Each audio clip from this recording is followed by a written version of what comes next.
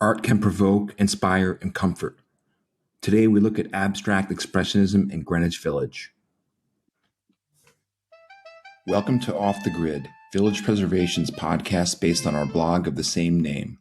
Off the Grid podcast will be a great way for us to share news, commentary, trivia, and historic information about Greenwich Village, the East Village, and NoHo.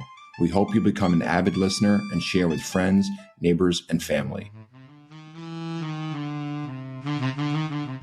The rise of abstract expressionism. Today on Off the Grid podcast, we look at the rise of abstract expressionism, focusing on two of the most prominent early figures in the field, Hans Hoffman and Jackson Pollock. Hans Hoffman and the Village. Hans Hoffman, born on March 21, 1880, was one of the foremost figures of post-war American art. Known for his energetic, color-infused work, and renowned as a visionary teacher for many other artists, first in his native Germany, then in New York and Provincetown, Hoffman played a pivotal role in the development of abstract expressionism.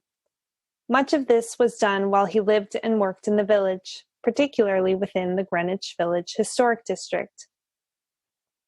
Hoffman was known for exploring relationships between form, color, and space, and coined one of his breakthrough concepts, push and pull, applying opposing forces. According to his foundation, quote, "From his early landscapes of the 1930s to his slab paintings of the late 1950s and his abstract works at the end of his career upon his death in 1966, Hoffman continued to create boldly experimental color combinations and formal contrasts that transcended genre and style," unquote. Between 1900 and 1930, Hoffman lived in Munich, Paris, then Munich again. But starting in 1932, and for the next 4 decades, he lived in New York and in Provincetown, Massachusetts. In September of 1932, Hoffman moved to New York, and 1 month later, he taught an evening drawing class at the Art Students League. Later that year, Hoffman left the Art Students League to teach private art classes at 444 Madison Avenue. In 1934, Hoffman began to teach painting and drawing classes full-time at the newly founded Hans Hoffman School of Fine Arts, located at 137 East 57th Street. In October of 1936, Hoffman moved the school to 52 West 9th Street in Greenwich Village and the Greenwich Village Historic District, a still extant row house with a dramatic 2-story studio window within a setback balcony. From 1936 to 1938, Hoffman lived on the block at the Portsmouth, a fashionable brick elevator apartment house at 38 to 44 West 9th Street, also in the Greenwich Village Historic District, built in 1882. Among the not yet famous artists that benefited from the tutelage of Hoffman's school was Lee Krasner, who would become one of the foremost abstract expressionist painters, as well as the wife of Jackson Pollock. Starting in 1937, she attended painting classes on and off at Hoffman's school for the next 3 years. In 1938, with Hitler's Nazi regime growing in power, Hoffman filed an application for U.S. citizenship, which he obtained in 1941. That summer, he again moved his school, this time but 1 block to the south at 52 West 8th Street in the Greenwich Village Historic District, into a building with an incredibly rich history that includes Jimi Hendrix and is today the home of the Electric Lady Studios. That year, Krasner introduced Hoffman to art critic Clement Greenberg, who would champion his work for the next several decades. Around that time, Hoffman moved to 177 West 4th Street, again in the Greenwich Village Historic District. In 1942, Lee Krasner introduced Hoffman to Jackson Pollock. According to Krasner, when they first met in Pollock's studio, Hoffman looked around and noted that there were no still lives or models. Apparently, he then asked, quote, "Do you work from nature?" unquote. Pollock responded, quote, "I am nature," unquote.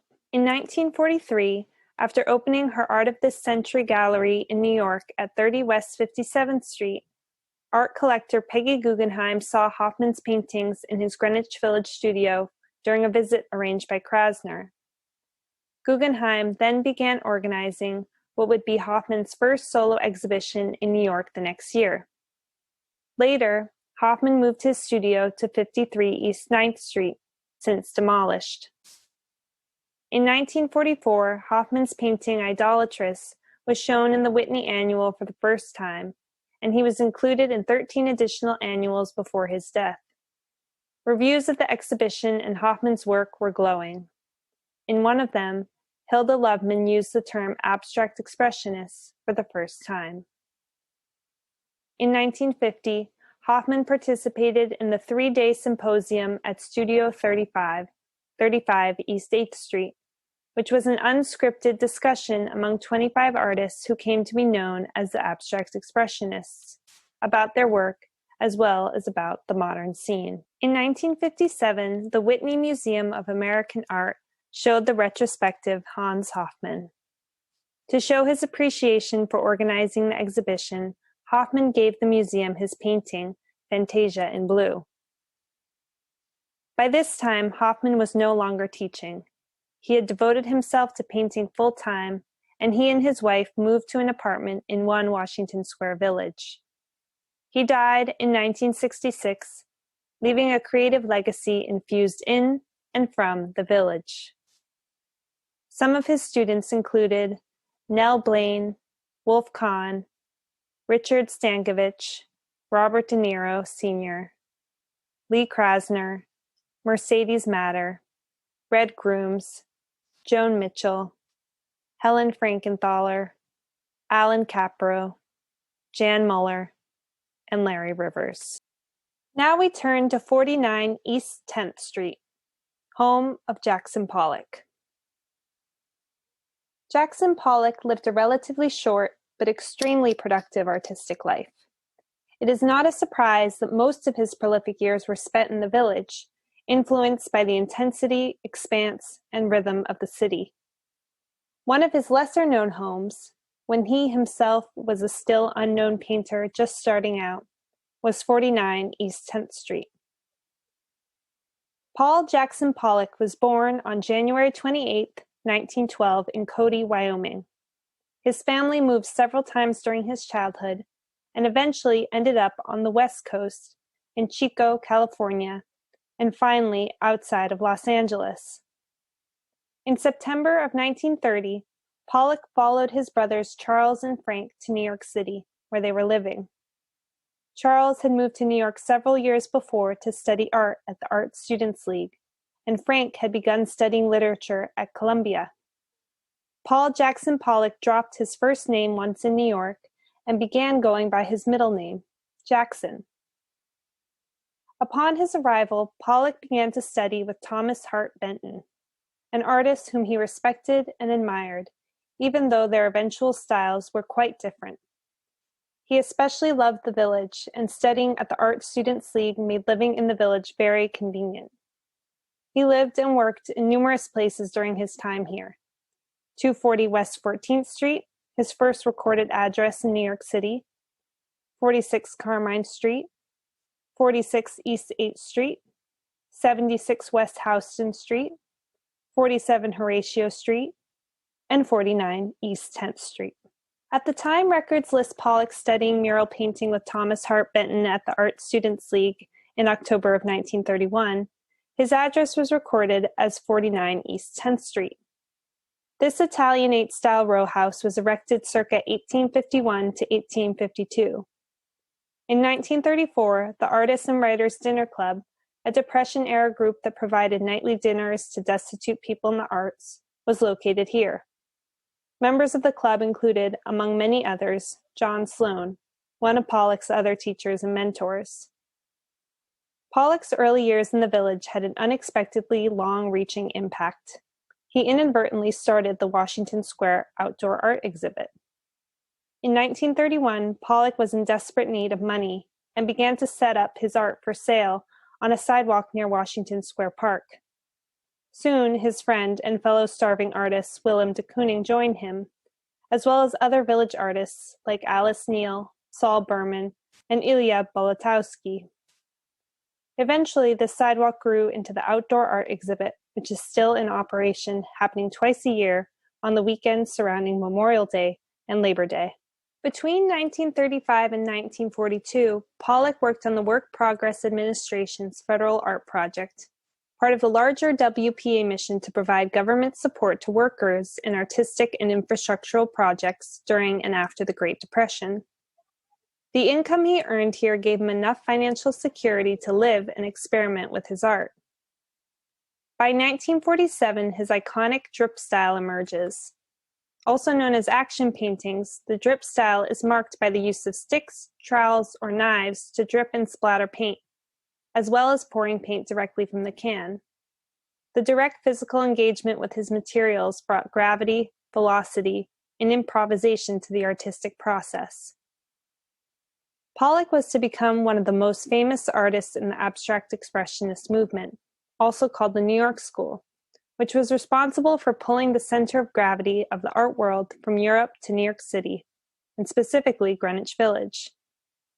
The New York School included, among others, contemporaries Willem de Kooning, Franz Klein, Helen Frankenthaler, Mark Rothko, Robert Motherwell, Joan Mitchell, Grace Hartigan, Elaine de Kooning, and Pollock's wife, Lee Krasner. The area south of Union Square was the center of much of this activity. 49 East 10th Street is one of many buildings in this area in which great people, events, businesses, and institutions connected to the revolutionary changes in the world of art, politics, music, and publishing were located. In spite of this, the 170-year-old 49 East 10th Street is not landmarked, nor is most of its surroundings. And as development pressure on the area increases from the city's 14th Street tech hub and the rapidly expanding incursion of Silicon Alley, Midtown South into the area, this is becoming a greater and greater threat to these and other historic buildings, several of which have been lost in recent years. This post was originally written as part of our series, Why Isn't This Landmarked?, where we look at unlandmarked buildings in our area that are worthy of landmark designation. And you can support landmark designation of this area by sending a letter to city officials by going to www.gvshp.org/mayor. Thanks for listening to this episode of Off the Grid podcast. Village Preservation was founded in 1980 to preserve the architectural heritage and cultural history of Greenwich Village, the East Village, and NoHo.